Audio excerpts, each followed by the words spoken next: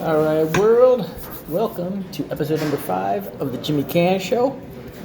Today we will be doing something a little bit different. I am joined here today by my good friend, Mr. Rodney Washington. How you doing, Rodney? What's going on, Jim? What's going on, everybody? All right. Today we're going to be covering Worlds Collide and the 2020 Royal Rumble. Road to WrestleMania is on its way, Rod. Yeah, man. We turned that calendar. Turn the calendar. We're on the way. It's heating up now. All right, now you guys might know Rodney and I from our appearances on the Milo Beasley show. What I want to do here on my show, though, is I want to do things a little bit differently. I want to keep things a little more looser. Have a little more discussion. A little more discussion. Break it down. Little more back and forth. Kind of figure some stuff out. Figure some stuff out, exactly. Maybe a little, pseudo prediction, fantasy booking going on. All right. So let's good old wrestling talk. Good old wrestling talk, right? So let's kick it off here. Like I said, we'll start out with Worlds Collide. Mm-hmm. It's coming to us from Houston, Texas, at the Toyota Center. NXT versus NXT UK this year is the theme. Does Booker T still have that reality of wrestling down in Houston? Yes, as far as I know, he's still doing his thing down there. And I guess he's really, really big in the Houston area. Yeah, from what I can gather, Book's kind of a legend down there. Yeah, big personality. So, Worlds Collide, let's kick it off with a fatal four-way for the NXT Cruiserweight Championship.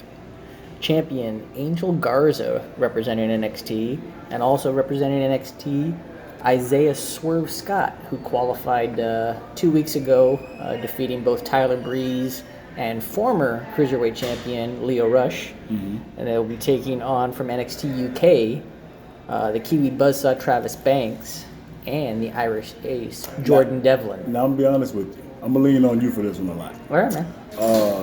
The Cruiserweight, you know me, I'm a big slobber knocker guy. Yep. So, Cruiserweights have to be really, really special for me, like Pac, mm-hmm. or, some other great guys. Rey Mysterio. Mm-hmm. Right. Obviously. But I don't doubt, though, that these guys are super talented because everything on NXT, and most of your Cruiserweights nowadays are pretty talented guys. Right. So why don't you give me some insight on these dudes or their styles? I mean, Garza's your stereotypical luchador. Garza. Yep, Garza, family history. Swerve Scott, very athletic, high flyer, a lot of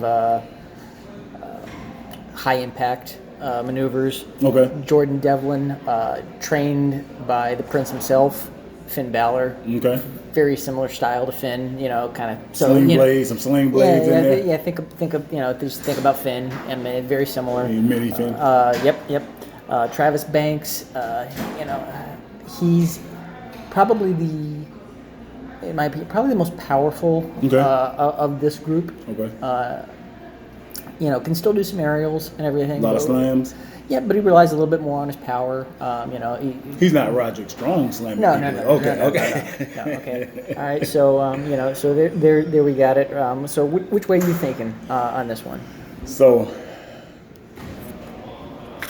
listening to your description of these guys, in cruiserweight matches, I tend to lean towards the most acrobatic, most athletic. Even though what's my man's name from the UK? Bites people all the time, breaks their fingers.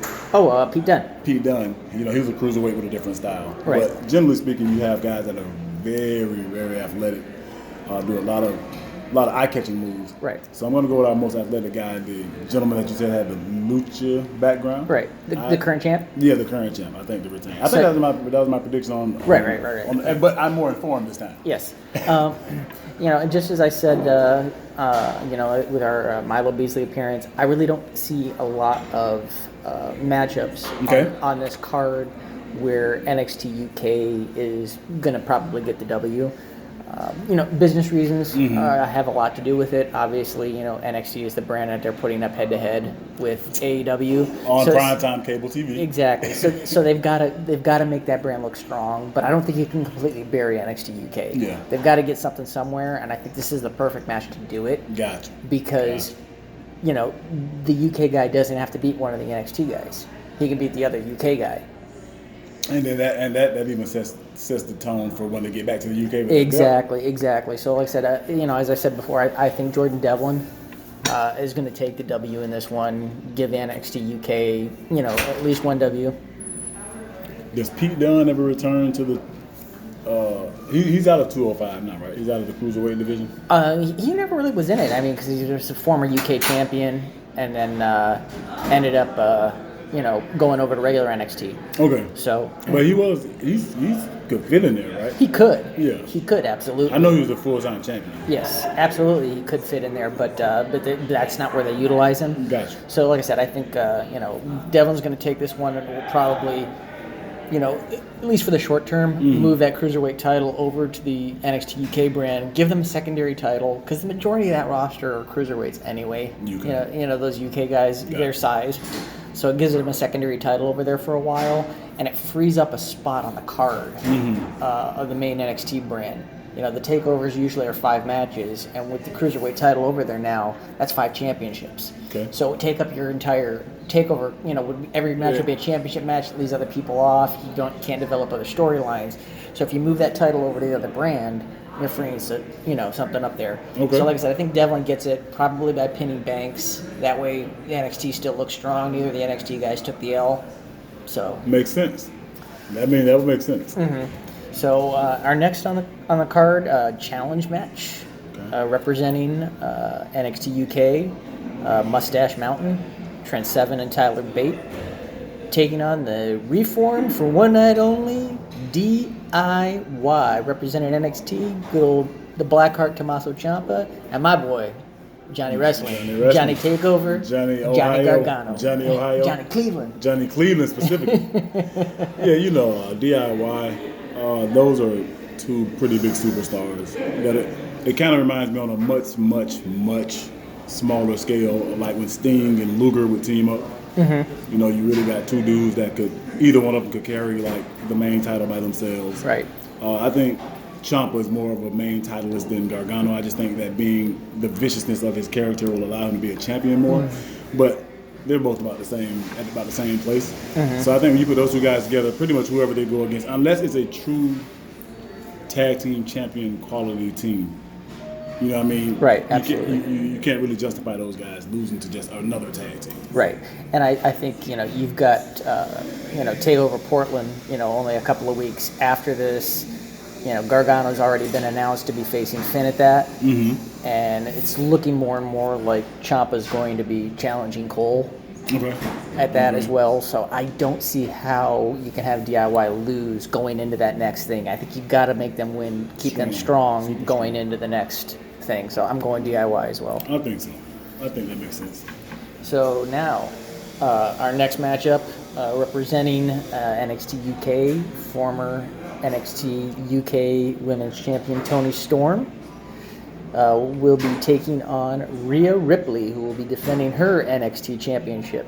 Because I don't know if you heard, but now they are no longer going to be referring to it as the NXT Women's Championship. It will just now be an NXT Championship. And what will the men's be? It will be an NXT Championship. They're just dropping the word women's from it. It's a business move, I guess, I think to give more credence, a little more weight. Not always referring to women's this, women's that. Just starting to kind of refer to them. So you got 2 NXT championships. It's gonna be confusing. It will be a little bit. It's gonna be confusing. You'll have 2 NXT championships, one held by a man, one held by a woman, but they're not going to distinguish them. What's crazy though is like you drop the men or women's off of it, right? But everyone who refers to it, like in this conversation, will still be like, "Oh, that's the women's champion." Because you have to differentiate. Exactly. Like at least they can say what they want to about that Divas belt. But it wasn't called a women's belt. Right. And you knew whose belt it was. Right. You know what I mean? Right. So, I like Rhea. She's that's a tall wrestler. Yeah, she is. I mean, that's a big, broad shoulders. And can fight. So easy. You can fight. But for me, I lean towards Rhea. I think right now she's a pretty heavy force, pretty dominant. And I don't know a lot about Toni Storm, What's her dimensions? Tony is, she defeated, Mae Young Classic winner. How tall is her? How tall is she? Ember Moon? No, she's not quite Ember Moon. I would say she's maybe about 5'5"-ish. Okay. Somewhere in there, where I would probably put Rhea more about 5'9", 5'10". At least 5'9". 5'9", 5'10". Yeah. Somewhere in that realm, kind of thing. But it was Tony that ended Rhea's NXT UK women's title reign. Okay. So there is some history there. She does have a big win over Rhea for a belt in the past.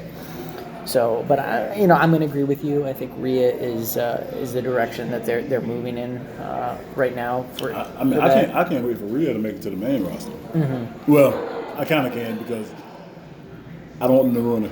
Yeah, I like what she's doing right now. Well, it's all the main roster now. Yeah, good call. Good call. So, next up, another challenge match representing NXT, the Prince himself, Finn Balor, taking on NXT UK's Ilya Dragunov. So, it's another one. Dragunov is he's an incredibly charismatic. Really get the crowd going. Very powerful, but quick as well. So almost a Cesaro. Kind of a Cesaro. I would say there's a little bit more charisma there. I would say he's a little bit more agile than Cesaro. He's a smaller guy, a little smaller guy. Yeah. Kind of in that cruiserweight vein, but very powerful, very strong, and everything. But as I said, kind of with the DIY thing, you've already announced Gargano and Finn. Finn's got to win this. He's got to stay strong going into that matchup next month. Oh, wonder. So I'm going to go with Finn. Does Dragunov have anything going on in NXT UK? He's been, involved kind of indirectly in the Imperium Gallus feud. He's not a member of Gallus, but he's kind of been there helping Gallus out because Imperium's a 4-man group, but Gallus is only a 3. So he's kind of been in that, and kind of been going head to head with Alexander Wolf in that feud. Yeah, Finn that's big money. You talk about Finn Balor, that's like, So obviously, I think Finn walks through that one. Potentially, I would expect a good match. Absolutely. All right, and in our main event of Worlds Collide, a huge 8-man match representing NXT, the NXT champion Adam Cole, the former North American champion Roderick Strong, and the NXT Tag Team Champions Bobby Fish and Kyle O'Reilly, the Undisputed Era, will be taking on NXT UK's Imperium, represented by the newly christened NXT United Kingdom Champion Walter, Alexander Wolf, Marcel Bartel, and Fabian Eichner. For me, I know I predicted Undisputed Era. After the prediction show, I started thinking about it. So, if they were going to give credibility to NXT UK, if they were going to take a lot of losses during this show, right, you could tie all that and get some balance back by letting the NXT UK team walk away with the victory at the end of the show. Right. It kind of sends home a strong message that NXT UK is an actual powerful brand. Right. Undisputed Era, they lose from time to time. Like, it's not unheard of for them to do their favors to promote the business. Right. So I'm more torn now. Right. Than when I made my prediction. Getting loud out here. So, no, I see where you're coming from, and I think there's the possibility there now that Roderick has dropped the North American title. Maybe Roddy is the one that takes the fall because he's not a champion right now. Maybe that leads to some type of dissension within Undisputed. You know, oh, you lost your belt, now you lost the match. You know, You're maybe the weak link. You're the weak link. Could set something up there. Roderick Strong, the weak link. Exactly. You know, it could set something up there. But I'm still gonna, you know, go with what I said. I still think Undisputed's got to win this going into next month. You know, you got that next show, and you've only got about a 2-week or so build, maybe 2 to 3 week build to get ready for Portland. I don't see how you can have, you know, anybody from that brand taking, you know, that's in a high profile, taking a loss. What does Undisputed Era got lined up for that show? Nothing's been announced at this time. You know, like I said, it's looking like it's going to be Ciampa and Cole. I would imagine you might see a rematch between Strong and Lee for the North American. He's not beating Keith Lee. Probably not. I don't know who they've got lined up for the tag for next month. You know, that could all fall into, you know, the Dusty Classic and how that shakes out. Maybe the Broserweights, you know, because they just advanced to the finals of the Dusty Classic. So maybe Riddle and Dunn face Fish and O'Reilly next month. You know, so that, you know, like I said, those are all some good matches. Roger could take that L and lose again to Keith Lee, and that really sets in motion the break, the weak link, the break. Yeah. If everyone else is winning, like, you know, they lose to them, they win. Absolutely. So, all right. So now let's get into the Royal Rumble. Big time. Yep. It's the road to WrestleMania. Still in Houston, Minute Maid Park, home of the Astros. Hopefully nobody bangs on any trash cans, blows any train whistles, and gives away any results. So let's kick this off. Let's talk about first the SmackDown Women's Championship match, pitting champion Bayley against challenger, that sassy Southern Belle herself, Lacey Evans. Well, you know me. 4 horsewomen, if you think about it, it's been a while that they've been on the scene. Yep. And only so long you would think before we need some new energy, some new atmosphere, some new character. Right. And I'm a big Lacey Evans. I like her character. Right. So I'm feeling Lacey Evans on this. I think that was my prediction too. Yes, yeah, it was. Only because of the, like I was saying, the direction. Change the scenery. Yeah, and I agree with you on that. I definitely think, you know, from a company and business standpoint too, as I mentioned before on the Milo show, is you know, they can do. There's such good PR with her. You know, former military, mother, everything like that. And they're really high on her right now, and I just see them wanting to push that even further and like bring her to the forefront. I mean, she's just such a good role model for young women. And I'll say this also: in a climate that's constantly changing in the world, she has kind of a conservative energy, but it's not overt, just beating you over the head with it. It's kind of a traditional character if you look at it, right? But it's so strong. Absolutely, it's so strong. Absolutely. I'm sorry. That's okay. I like Lacey Evans. Oh yeah, so do I. Yep. You know, like I said, this is how I want to do things. You know, I want it to be a little looser than what we do on Milo's show. Yeah. So, next up, Falls Count Anywhere match. Okay. Roman Reigns versus King Corbin. Well,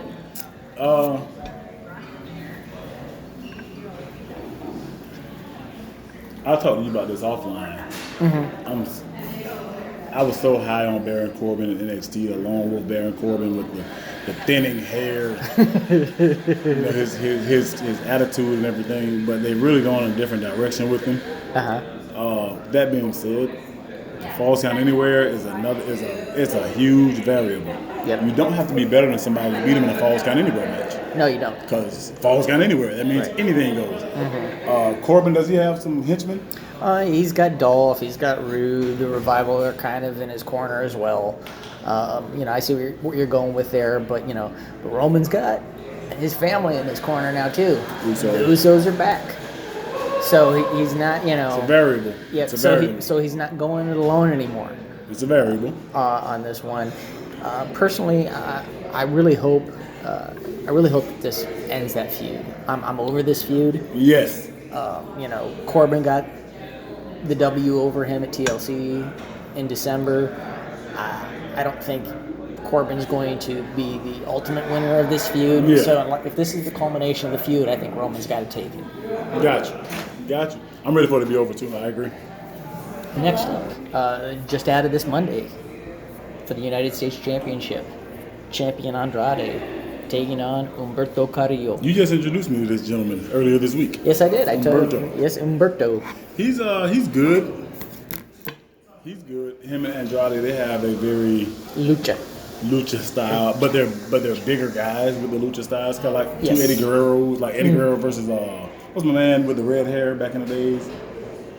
S.A. Rios? S.A. Rios and Eddie Guerrero. Not quite the same, but I think that they have more moves than those two, though. I think that Andrade and Humberto have more moves than Eddie and Rio. Andrade's kind of a big name right now, unless they're really loading up to try to push Humberto Carrillo. I don't see him getting his win. Yeah, I agree. Andrade, just won this title, in December. So he hasn't even had it a month. I don't see them using him as a transitional champion, especially to transition to Humberto. And it's nothing against Humberto. Yeah, I just but don't. We're not transitioning to you with Andrade. We're not using Andrade as a transition to get to Humberto, especially at this point in Humberto's career. He's not he's not big enough yet. He's not Batista. Right. So I will agree with you on Andrade retaining in this one. Next up for the Raw Women's Championship, the man Becky Lynch defending her title against one half of the Women's Tag Team Champions, the Empress of Tomorrow, Asuka. So, what you think? I'm thinking, I think there's a possibility of them going with Asuka, but I really, Becky's still so, hot right now in terms of her public image and everything. The main character is still over. I just don't see them taking the belt off of her at Rumble. If they are going to take it off of her, I think it happens at Mania. I think she's going to hold on to it through maybe Ronda Rousey at Mania. Maybe Ronda at Mania. Yeah. Maybe Nia at Mania. Maybe a Nia at Mania, something like that. So I'm going to say Becky retains. So I picked Asuka. Yes, you did pick Asuka on Milo's show, yes. At the time, I didn't know that she was already half of the tag team champions. And that is important because I definitely don't think they're going to take the belt off of Becky to make Asuka a world champion and a half of it. Like, if you just look at it mathematically in business, it doesn't make sense. I do see this, though. I see this possibly ending in a no contest. Asuka's spraying the mist, the referee seeing it, calling the fight. Well, that would make Becky the winner by DQ. Yeah, I'm sorry. But I can see it ending that way. Not no contest, but like not a pinfall. Not a clean win. Yeah. I can see it because that way both of them get to stay strong. Muda got out of a lot of losses that way. Right. Just, Yeah. I mean, and then that could, set something up for Chamber between them going into Mania or whatever, because I don't see anybody in between here and Mania for Becky to have a match with. You know what I mean? Yeah. Before, because I think ultimately we're going to see that Ronda clash again. So you got to have something in between. I wonder if they saved Ronda for SummerSlam for that clash. It's possible. So now let's talk a little bit about the women's Rumble match. Okay. Now, on the Milo show we do our our surprise. Our Final Four and our overall winner. We've done that. Yeah. So, let's talk a little bit more here now about some other potential people that we could see in this matchup. Okay. We both, stated on that show that I think Ronda's coming back. I thought so too. You think Nia's coming back. Is there anybody else, that you can think of that we haven't, that's been, on the shelf injured, out of the company, anything like that you think that we might be seeing in this matchup? I don't think that anyone will come back that will make a huge splash. So what I mean is you may get like a Mickie James. I don't know if she's been injured or not. Yeah, she's been on the show. You know what I mean? I think you may get something along those lines. You're not going to get Cyndi Lauper. No. I mean, it's not going to be It's not going to be. Nothing, I don't think it's going to be nothing that earth-shattering. Right. But I think you can get some stuff like that. Yeah. I mean, I think I think we could see Naomi. I think we could see Naomi coming back. Ruby Riot's been on the shelf with injury. I agree. So all of those people make sense to me. Yeah. So yeah. And, like I said, ultimately, I think Shayna's going to win this. I think it's going to set up Shayna versus Lacey for Mania. Okay, that'd be hot. Like I said, I think Ronda's going to come back. I don't think she wins this Rumble match. Something happens. She starts a side feud with. Or maybe Becky comes out. Or maybe that's how Becky wins. Maybe Ronda shows up even before the Rumble, jumps her. Jumps in there and starts beating her up, and so that DQs Asuka, and then she retains, and then Becky still doesn't have her clean win against Asuka and everything, so that sets up that rematch for Chamber or something like that, and then it also sets up them for Mania without her having to win the Rumble, and like I said, then Shayna can win the Rumble and then go after Lacey, the new SmackDown champion and Lacey, so. Okay. That's dope. Yeah, dude, just spitballing here. Yeah, look, that's what this is for, I think. Yeah. Next up, another challenge match. Shorty G taking on the returning Sheamus. Unless they're just trying to be absolutely comfortable, there's no way that Sheamus returns and loses to Shorty G, right? Right. I mean, I don't really know what the benefit of him beating Shorty G is either for his character. I mean, Sheamus, former, 5-time world champion? Something like that. Like, I don't know what this really does for him, but yeah. Now, I mean, this particular match hasn't been announced yet. I don't know if it's going to happen or not. It's possible. Okay. We got, we're filming this on a Friday afternoon, so we got SmackDown tonight. Braun and Shinsuke for the IC is possible. Yeah. I think if that happens, I think Braun does capture the IC. And I think they could be setting Sheamus up then, to be that challenger to Braun. Gotcha. Because you got two guys, both 6'8", both powerful, you know what I mean? I think it just makes for a good visual there. And then also, maybe they're trying to set up Sheamus as, as that bully type of and Braun doesn't like the bullies, so you know what I mean? Sheamus and Braun. So that, I do think Sheamus gets the W. I think they could be setting up something down the road, between Braun and Sheamus involving the IC championship. I thought they did a good job setting up the bully with Brock and Ray. Yes. But, Yeah. So now a strap match for the Universal Championship. Daniel Bryan taking on the champion, The Fiend. Okay, so great match. Be entertaining. But The Fiend, I want them for once to go ahead and make somebody a superstar. It's okay to have a new Undertaker. It's okay to have somebody that's as popular as Hogan. Right. If you can. You don't have to always cut them down and only push the guys you want to push. So yeah. I like Fiend. Yeah. I agree. I think Fiend gets... I don't think this is going to be the culmination of this feud. Okay. I think ultimately this feud culminates at Mania. Gotcha. And I've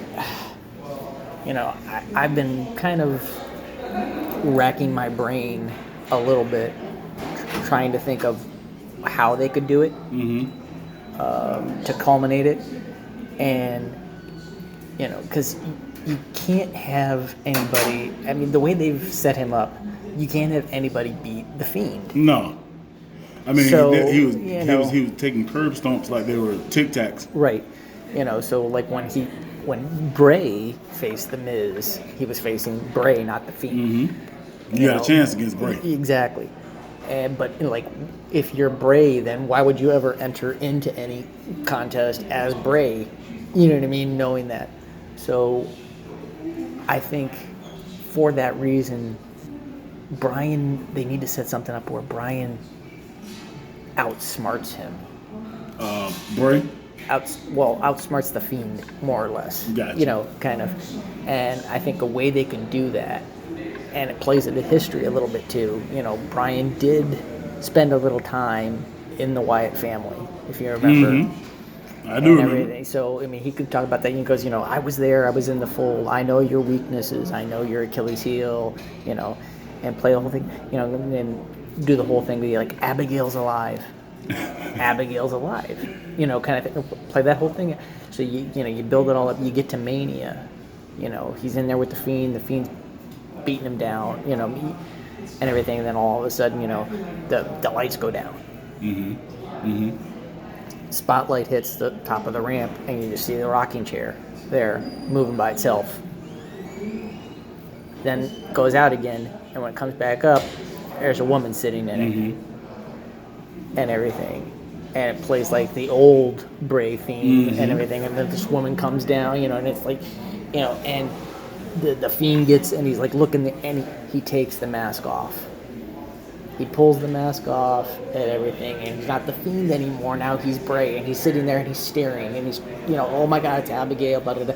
And and she points or something like that, and he turns, boom, takes the knee, 1, 2, 3, and then obviously the woman's veiled and everything, kind of like her face is obscured. Pulls the veil off to reveal Brie Bella, Bryan's wife. He played the Fiend like a sucker, used his wife, set it all up, captures the championship that way. That's dope. I hope they don't kill the Fiend like that. How long should you're not killing the Fiend though. That's the thing. Yeah, the Fiend didn't lose. Got it. You beat Bray. He took the mask off. You didn't beat the Fiend. You beat Bray. That's why I said you keep that character strong still, but you get the belt off of him. Okay. So now that brings us to the men's Rumble matchup. Real quick before we discuss that, you think we're going to see either of the tag belts defended, or you think with the card's full enough? I think the card's full enough. It's full enough, but they don't mind having a 12-hour show. Yeah, this is true. I think if we do get it on the pre-show. Well, it's maybe the pre-show, but I'm saying I think if either of the tag belts get defended, I think it's the SmackDown ones. I don't think the Raw ones get defended. They just changed hands last Monday. Okay, yeah. So there's no need. You know what I mean? So I think maybe you'd see Kofi and Big E go. And if Kofi and Big E do defend, do you think it's the Revival that they go up against, or do you think we've seen that so much? Do you think we get something new and they defend against Miz and Morrison, the newly reunited Eminem? Yeah, I think MNM. I think it's going to be. I think it would be Revival again. You think it would be Revival? I think it'd be Miz and Morrison. I'll be honest with you. I think we've seen the Revival enough times against New Day. Both have gotten one up on the other kind of thing. It's been done a lot of times. The same way we saw New Day and Usos so many times. I just think that they for this one, I think they'd flip the page a little bit, give us something we haven't seen yet. That would be dope, but I think the only reason I'm thinking Revival, I think with them having one apiece, this could be the road match. And I think if they do, I think the Revival wins. It's possible. I take the Revival to take the titles. Yeah. Well, like I said, I think if they do defend against Miz and Morrison, I think Miz and Morrison do get take the titles as well. So if the SmackDown Tag Team Championship does happen, I think it's changing hands.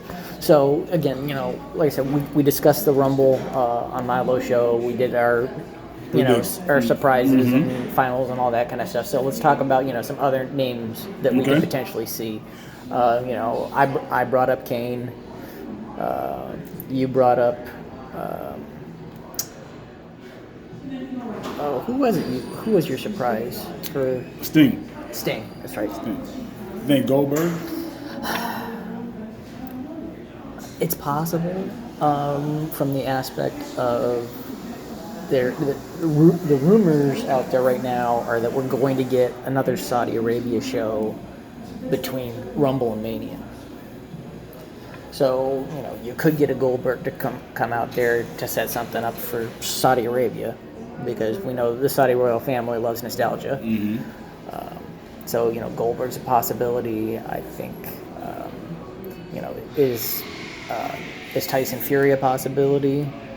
For the no. For the Rumble? No. He's in camp right now. Oh, this is true. He's in camp right now. But watch him come out there Sunday. Because I feel like he's leaning more. He's got one foot out of boxing. Yes, I agree. He's talked about he only wants to fight 3 more fights. Mm-hmm. So when you hear boxers talk about the end, they're at the end. Yeah. When they even start to mention the end, they're already there. Mm-hmm. So, but you know there's a stipulation for him versus Brock at Mania. Did you know there was a stipulation?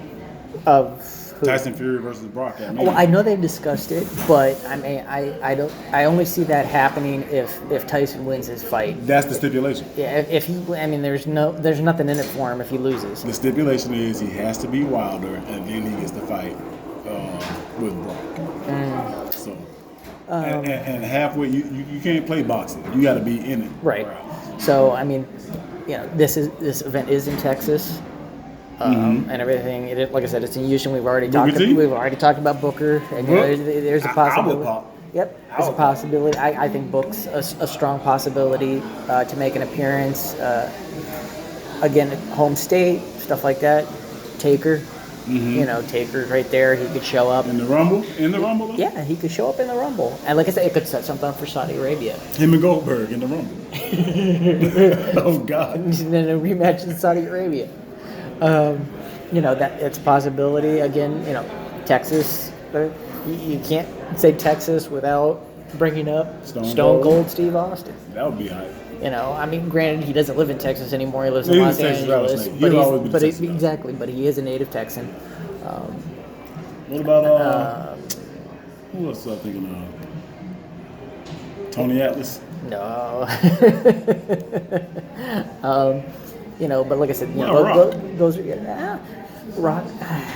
There's no indications. There's no indications at this point. I think there was a stronger possibility last year of a Rock, in my opinion, than this year. But hey, it's a WWE universe, and then obviously you got to throw out the proverbial CM Punk reference. You know what I mean? He's kind of back with the company. Well, a little bit. He's affiliated with the company. He's a Fox employee. He's not really a WWE contracted person, but yet. But but like I said, he's still back in the mix and everything, and that's something nobody thought was going to happen. Ever. They thought that was a split that was going to be, But hey, they didn't think Bruno would ever come back. They didn't think that Warrior would ever come back. You know what I mean? So I'm trying to think of any more possible surprises that we would care about. Mm-hmm. It's rough right now. I think you might be here. Is Hogan's back, ain't he? Yep, that's one we didn't discuss. I mean, that's a good possibility. He's been training. He said he wants one more Mania appearance. And Rumble is the perfect type of match for a guy who hasn't been. You get him in there around 28, 29. He comes in a couple clotheslines, and it's over. It's just, it's one thing taking a bump in the ring. It's another thing taking a bump over the rope. Which is why, if he wants one more Mania, he comes in and wins the Royal Rumble. Hulk Hogan comes in and wins the Royal Rumble. So now, I just want to be on record somewhere saying it. So now that's your pick? You're picking Hogan over Braun? I just want to be on record somewhere saying that Hogan could win the Royal Rumble this weekend. It's possible. But anyway, so, that's our discussions right now for Rumble. Next month, we got Takeover Portland in Oregon. Okay. So we will be back at that point in time to discuss that one. And this is fun, man. This is fun. Yeah, like I said, it's a little different vibe from what we do on Milo's show. I hope everybody